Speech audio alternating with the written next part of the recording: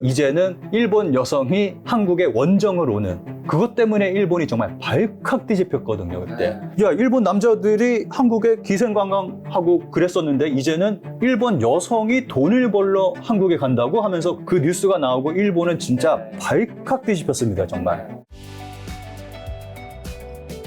자, 한류와 일본 문화 산업에 대해서 여쭤보려고 하는데, 과거 기생관광 목적의 남성 위주에서 현재는 한류와 미용을 위한 여성 중심으로 한국 방문 가게의 모습이 완전 바뀌었다는데, 이게 무슨 말이고 이 변화가 시시하는 바는 뭘까요? 아무래도 이 부분은 한류하고 경제하고 관련이 있다고 저는 생각을 합니다. 예전에 제가 데이터를 본 게 90년대까지만 하더라도 한국에 들어오는 일본인이 한 80% 정도가 남성이었다라는 데이터를 제가 본 적이 있거든요. 그때는 대부분이 이제 남자들만 한국에 온 거였죠. 그리고 정말 많은 사람들이 기생관광으로 한국에 들어왔다고 이야기를 하니까 또 그 당시에는 일본에서 이제 남성이 한국에 간다라고 하면은 안 좋은 시선으로 바라보는 그런 게 있었다고 합니다. 그러니까 그만큼 한국 하면 기생관광이라는 이미지가 일본에서는 강했다는 증거겠죠. 근데 지금은 한국에 오는 사람들이 대부분 여성들이잖아요. 우리 일본 자매님들이 많이 오시잖아요. 예. 남자들은 별로 볼 수가 없잖아요. 이거는 이제 아무래도 한류의 역량이 커졌으니까 이제 여성들이 많이 오게 되는 거고, 그리고 한국의 그 경제도 그만큼 성장을 하고 하다 보니까 이제 뭐 기생관광도 사라지고, 이제 여성분들이 한류 때문에 이제 한국을 찾는 이제 정반대의 형상이 벌어진 거죠. 어쨌든 문화가 전달되다 보니까. 그리고 이제 오히려 이제는 일본 여성이 한국에 원정을 오는 그것 때문에 일본이 정말 발칵 뒤집혔거든요, 그때. 이제 예전 생각을 하고 있었던 거죠. 그때까지만 하더라도 일본인들은. 야, 일본 남자들이 한국에 기생관광하고 그랬었는데 이제는 일본 여성이 돈을 벌러 한국에 간다고 하면서 그때 그 뉴스가 나오고 일본은 진짜 발칵 뒤집혔습니다, 정말. 그만큼 이제 시대가 많이 변한 거죠. 한국이 정말 많이 성장한 거죠. 그렇죠. 자, 그리고 일본 정부가 막대한 예산을 쏟아부은 쿨재팬 사업이라고 있는데 이게 무슨 사업인지랑 이게 실패했다고 들었는데 실패한 이유가 뭘까요? 쿨재팬은 2013년에 일본 정부가 시작한 국책 사업입니다. 한류가 부러웠던 것 같아요, 일본 정부가. 한류가 잘 나가니까 야, 우리도 한류처럼 한번 해보자. 일본 문화를 한류처럼 전 세계에 좀 전파해보자. 그러면서 정말 어마어마한 돈을 쏟아 부어서 이제 이 사업을 시작을 했는데 쫄딱 망했습니다. 이게 좀 데이터를 제가 보면서 말씀을 드리면은 일본 정부 주도 하에 지금까지 56개 안건에 대해서 총액 1,309억 엔, 하나 약 1조 3천억 원을 투자했지만 전부 다 쫄딱 망하고 말았습니다. 최초의 쿨재팬은 일본 문화 콘텐츠를 알린다고 시작을 했는데 근데 지금은 음식, 관광, 제조, 유통, 심지어는 후쿠시마 홍보까지 들어가게 됐습니다. 이거는 뭐 말 다 했죠. 뭐 망했다는 거죠. 뭐 안 되다 보니까 이것저것 다 집어넣어서 뭐 한다는 거고 또 안 되다 보니까 또 이 사람 저 사람 다 몰려들어서 이제 눈먼 돈 해먹어 보겠다 하고 이제 하면서 이제 몰려든 거죠. 그러면서 이게 개판이 된 거죠. 그러면서 이제 쿨재팬 누적 적자가 309억 엔, 하나 약 3천억 원 정도 됩니다. 적자가. 다 말아먹고 이제 적자가 이만큼 된다는 거죠. 기사를 보면서 제가 말씀을 드리도록 하겠습니다. 최근에 나온 기사인데 쿨재팬 재기동, 정부 5년 만에 개정 20조엔 규모로 이게 2024년 6월 일본 정부가 쿨재팬 신전략을 발표했습니다. 그리고 그 규모가 더 커졌습니다. 일본 정부 발표에 의하면 일본 콘텐츠 해외 수출 규모가 4.7조엔입니다. 그런데 일본 정부가 코로나 이후에 일본 만화하고 애니메이션이 굉장히 좀 세계적으로 인기가 커졌거든요. 이제 만화고 애니메이션 같은 경우는 서브컬처라고 얘기를 하잖아요. 그래서 좀 오타쿠 문화라는 이미지가 씌워져 있는데 코로나 이후에 뭐 OTT라던가 이런 매체를 통해서 좀 세계적으로 좀 퍼지면서 좀 일반인들도 이걸 접하는 일들이 많이 있어서 좀 대중화가 많이 됐습니다. 이것 때문에 일본 정부가 야, 전략을 새로 세워서 쿨재팬 다시 시작하자라고 발표를 한 겁니다. 그런데 일본 네티즌들은 굉장히 우려를 하고 있습니다. 이게 구체적인 어떠한 방안이 나온 것도 아니고 또 여기서 또 이제 엄청난 금액을 또 이제 일본 정부가 사용을 할 텐데 이게 어떻게 될지 모르는 상황이다 보니까 이게 좀 일본인들은 좀 불안한 마음에 좀 여러 가지 걱정을 하고 있습니다. 일본 정부가 그 일본 애니메이션을 세계화한다면서 그 위성 방송 업체하고 손을 잡고 이제 위성 방송을 이제 시작을 했는데 이게 참 재밌는 게 넷플릭스가 이제 전 세계적으로 인기를 끌면서 이게 쫄딱 망했습니다. 사업을 접었습니다. 좀 이런 일이 있었고, 네. 그러다 보니까 이번에 새로 이제 신전략이라고 해서 뭐 사업을 한다고 발표를 했는데, 뭐 긍정적인 적인 부분보다는 부정적인 부분이 더 크죠. 그리고 일본에서 항상 하는 얘기가 있잖아요. 한류는 국책 사업이다. 이제 한국 정부가 밀어줬기 때문에 한국 정부의 돈이 좀 엄청나게 투자가 됐기 때문에 이제 한류가 세계적으로 성공할 수가 있었다. 일본에서는 그렇게 이야기를 하고 있거든요. 근데 한류는 국책이 아니잖아요. 오히려 한국에서는 무슨 블랙리스트 만들고 그래가지고 오히려 더 방해하고 그런 일이 있었잖아요. 근데 일본에서는 진짜 국책이다. 뭐 이런 얘기를 하고 있고 또 오히려 일본이 오히려 쿨재팬이 국책이잖아요. 어마어마한 돈을 들여서 국책 사업하고 있는 게 그 일본의 쿨재팬인데 좀 일본에서는 좀 이런 얘기 하고 있는 게 좀 웃긴 상황인 거죠. 앞으로 쿨재팬 신사업 한다고 그러는데 그걸 어떻게 될지는 좀 지켜볼 일이라고 생각을 합니다. 자, 그리고 또 이제 한류 측면에서 토요타 같은 제조업 대기업이 갑자기 케이팝을 모방해 아티스트 육성에 뛰어든다고 하는데 그 이유가 뭐고 이 전략이 성공할 가능성 어떻게 보시나요? 지금 기사도 있는 것 같은데요. 이거 기사 제가 보면서 설명을 드리도록 하겠습니다. 토요타가 일본 음악 업계의 글로벌화 지원 프로젝트의 시동, 일본 음악이 세계를 드라이브한다. 해외 판매 거점 활용도. 뭐 기사를 보면은 어떤 내용인지 대충 이해가 가실 겁니다. 토요타 아키오 회장이 요거를 발표를 하면서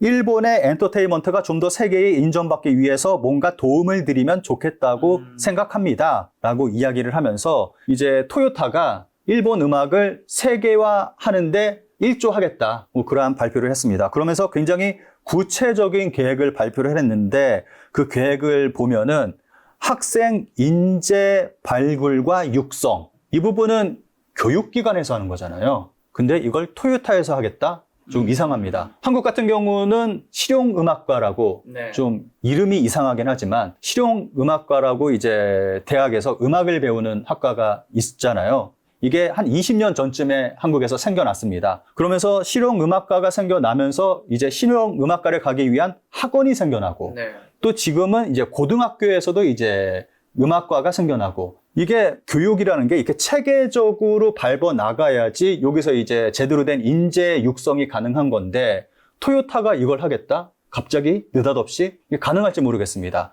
한국은 20년간 음악 교육이 실현이 되면서 여기서 정말 좋은, 정말 훌륭한 뮤지션들이 굉장히 많이 나왔습니다. 그리고 한국의 한류의 케이팝에도 굉장히 많은 좋은 영향력을 끼쳤고 여기서 굉장히 좋은 많은 보석들이 발견이 됐습니다.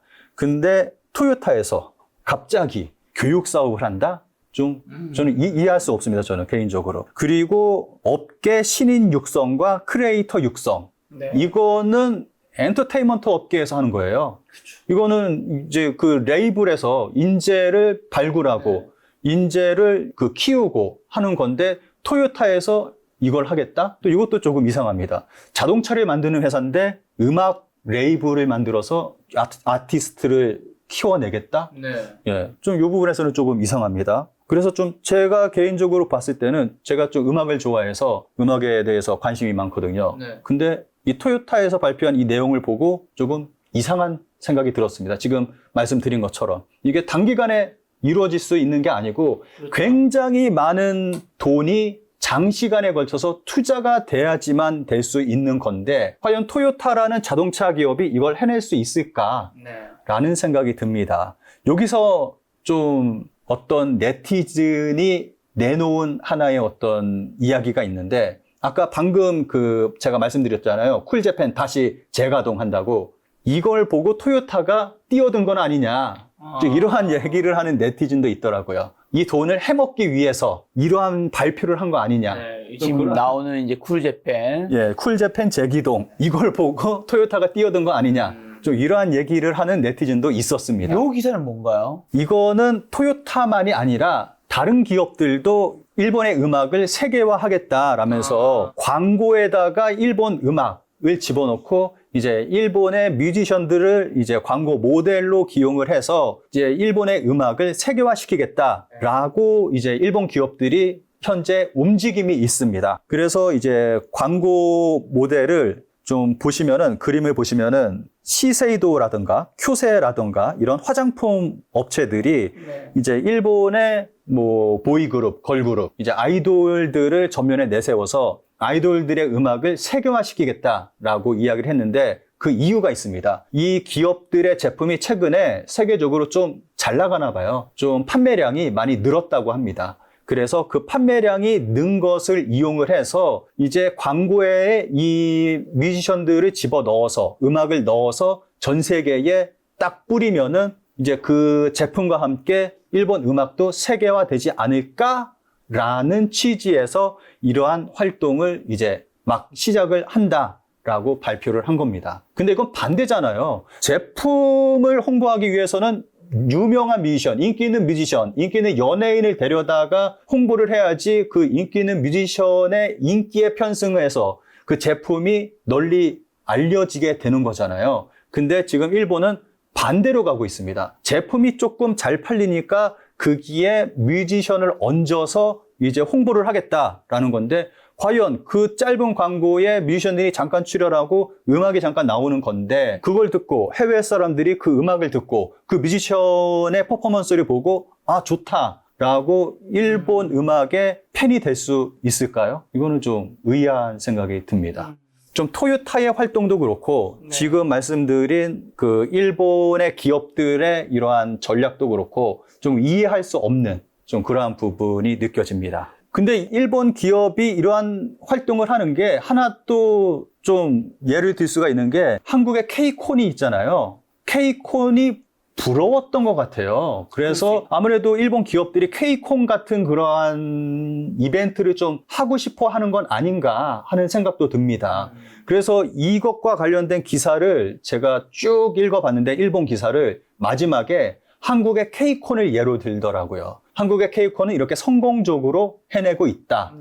한국의 그 CJ라는 기업이 이렇게 성공적으로 해내고 있다. 라면서 마무리를 짓고 있었거든요. 그래서 일본 기업도 아무래도 한국의 기업의 활동, 한국의 K콘이 부러워서 좀 이런 거를 좀 이렇게 활용할 수 있지 않을까라고 생각해서 이런 활동을 하고 있는 건 아닌가라는 생각도 해볼 수 있다고 생각을 합니다. 자, 지금 보여지는 이미지 이제 여자 걸그룹이고 이제 남자 그룹 같은데 이건 뭔가요? 예, 시세이도에서는 자사 제품의 걸그룹 XG. XG는 좀 논란이 많이 있어서 좀 알고 계시는 분들이 많이 계실 겁니다. XG를 이제 전면적으로 내세워서 이제 제품 홍보에 활용을 하고 있고, 다음 그림을 보시면은, 그리고 화장품 회사 역시 화장품 회사인 세키세이는 남성 아이돌 그룹 넘버 아이라는 아이돌을 이제 전면적으로 내세워서 제품 홍보를 하고 있습니다.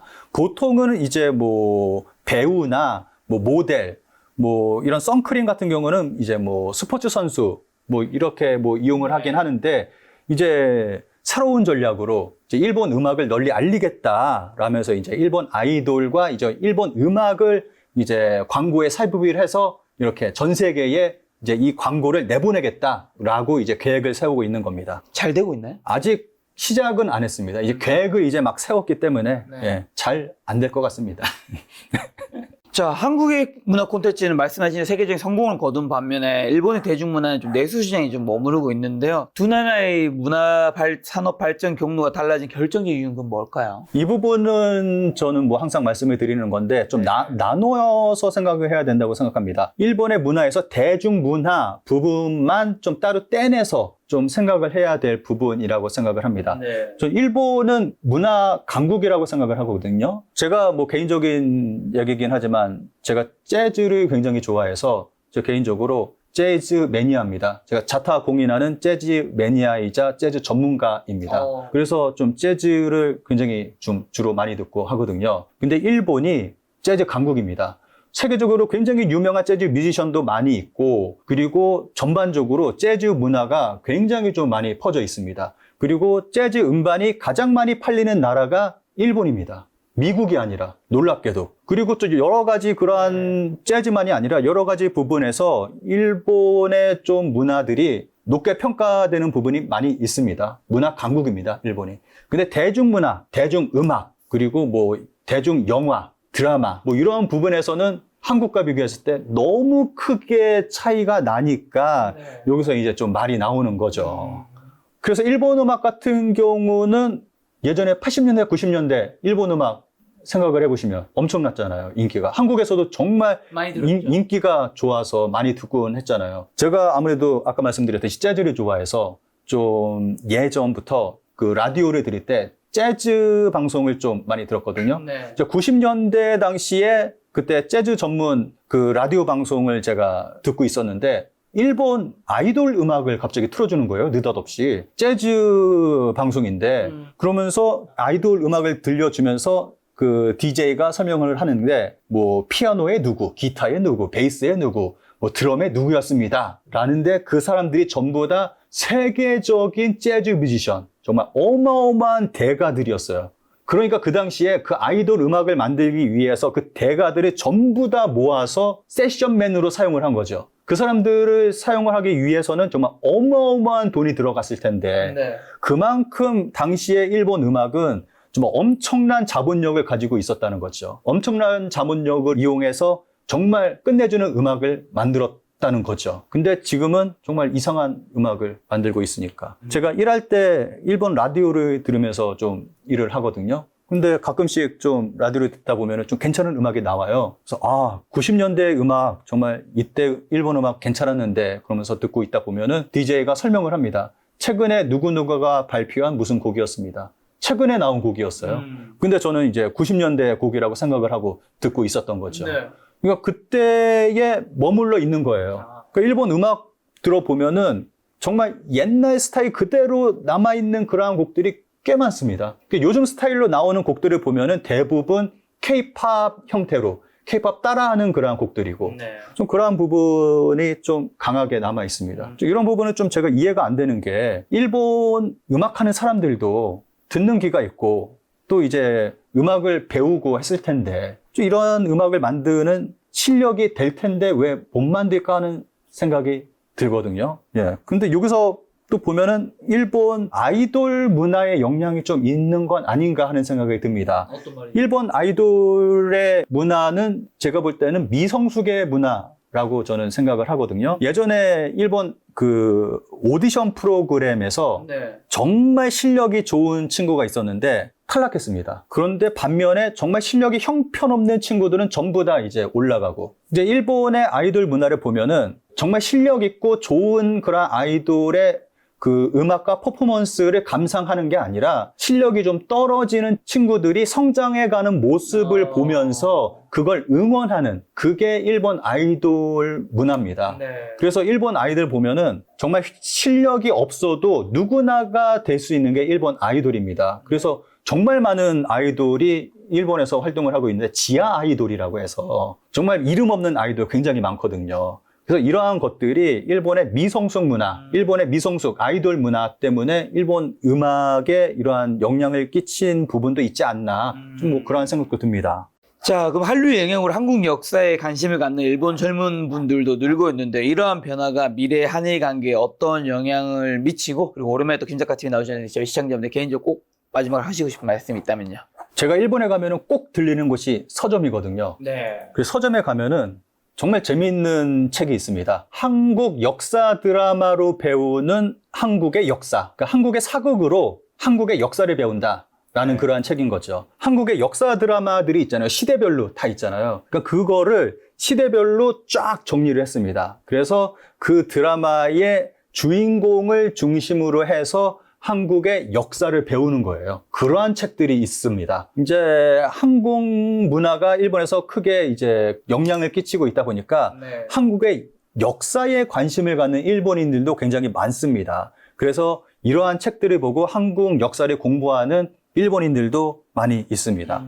그리고 뭐 이러한 책들만이 아니라 최근에는 한국의 문학 서적도 일본에서 굉장히 크게 인기를 끌고 있습니다. 예전에는 뭐 그냥 한류 스타들, 뭐 한류 가수, 배우들 뭐 소개하는 그러한 책들 정도였는데 최근에는 이제 한국의 문학까지 일본에서 베스트셀러가 될 정도로 크게 인기를 끌고 있고 작년에는 한강 작가가 노벨상 수상을 했잖아요. 그러면서 일본에서 더 크게 한국 문학이 일본에서 주목받고 있는 그러한 상황에 있습니다. 그리고 일본에서 이제 한국으로 유학을 오는 그러한 사람들도 굉장히 많이 있습니다. 네. 그래서 유학 오면서 한국에서 유학하다 보면은 아무래도 이제 뭐 한국의 역사에 대해서 또 얘기를 많이 듣고 하다 보니까 이제 한일 관계에 있어서 일본이 한국에서 어떠한 일을 했는지 뭐 그러한 것들에 대해서 제대로 이제 공부하고 알게 되는 그러한 친구들도 많이 늘어나고 있고 그러한 상황에 있습니다. 뭐 아무래도 일본인들이 한국의 역사에 관심을 많이 갖게 되면은 네. 한국에게는 아무래도 좋은 일이죠. 일본인들이 그 역사에 대해서 진실을 알게 된다면은 아무래도 장기적으로 봤을 때는 한일 관계에 있어서 좋은 영향을 끼칠 거라고 저는 생각을 합니다. 그래서 저는 민간 교류는, 한일 간의 민간 교류는 활발하면 활발할수록 좋다고 생각합니다. 그래서 저는 일본 여행 가는 거 저는 뭐 그렇게 부정적으로 생각하지 않습니다. 그렇죠. 뭐 워낙 많이 가고 있는데요, 또. 제 채널에서 보면은 뭐 몇몇 분들은 일본 여행 가는 거에 대해서 굉장히 부정적으로 생각하시는 분들이 좀 계시는 것 같아요. 근데 저는 여행 가는 거 저는 그렇게 부정적으로 생각하진 않습니다. 민간 교류는 활발하면 활발할수록 네. 좋다고 생각합니다. 한국 사람들이 일본 많이 여행 가고 또 일본인들도 한국 많이 여행 오고 하면은 한국과 일본, 한일 간의 그 관계는 좋아질 거라고 생각을 합니다. 저 여행 얘기해 주셔서 가시기 전에 그냥 말랑말랑한 이야기로 일본의 어느 도시에 어디를 꼭 한번 가보셨으면 좋겠다. 추천 한번. 일본을 지금 10년 넘게 왔다 갔다 많이 하셨으니까요. 추천드릴 만한 데는 네. 아무래도 후쿠시마에서 멀면 멀수록 좋다고 생각합니다. 그래서 추천드릴 곳은 네. 홋카이도. 홋카이도 좋습니다. 아무래도 후쿠시마에서도 좀 멀리 떨어져 있고 네. 홋카이도는 여름에는 시원하고 최근에 홋카이도에 이상 기온 때문에 홋카이도는 원래 시원하거든요. 여름에도. 네. 최근에 홋카이도에서 에어컨이 불티나게 팔리고 있습니다. 너무 더워서. 아무래도 홋카이도 좋습니다. 근데 어쨌거나 홋카이도 좋고, 그리고 뭐 밑에 지방으로 내려가면 뭐 오사카 좋습니다. 예, 오사카 추천드리고, 뭐 큐슈 쪽으로 뭐 네. 그쪽 추천드리고, 오키나와 쪽도 뭐 추천드릴 만, 오키나와는 좀 애매하긴 한데, 오키나와도 추천드릴 만 하고. 홋카이도에서는 삿포로인가요? 홋카이도는 삿포로가 제일 큰 도시긴 한데, 네. 예, 삿포로 갔다가 오타로 갔다가 요즘은 이거 갑자기 그 여행 이런 말씀 드렸는데 여행 패키지 상품 올라야 될 것 같아. 제가 짧게 마지막으로 말씀을 드린다면 홋카이도 여행은 이거 제가 잠깐 말씀을 드린다면은 최근에 하코다테에 직항이 생겼습니다. 하코다테 알죠? 하코다테는 홋카이도의 최남단 도시입니다. 네. 그런데 최남단 도시에 직항이 생겼기 때문에 이게 하코다테로 들어가서 삿포로 갔다가 한국으로 들어오는 요렇게 가거나 아니면은 삿포로 갔다가 이제 하코다테로 갔다가 한국으로 들어오는 이 코스가 베스트입니다.